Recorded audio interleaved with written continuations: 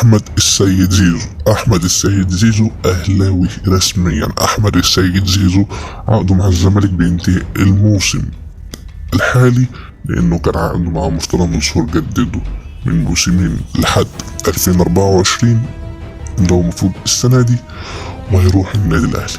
احمد السيد زيزو ليه لعيبة من النادي الاهلي ساعدته في الكلام ده كله، وهم محمود كهربا، امام عاشور.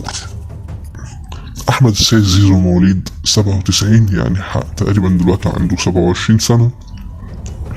مع الزمالك سجل 76 جول من حوالي 200 مباراة او 215 مباراة. حاليا احمد السيد زيزو رايح النادي الاهلي. هو اصلا اهلاوي من صغره، كان طالع في برنامج مع رامز جلال من سنتين وقال لك عيلتي كلها اهلاوية وانا والله بقيت زملكاوي. يعني ايه؟ يعني انا مش زملكاوي من صغري، لكن انا اهلاوي من صغري زي بقيت عيلتي، وابويا كمان. ابوه له دور كبير جدا في اتمام الصفقة ديت واتمامها النادي الاهلي. تفتكر الصفقة هتتم ولا فشوش؟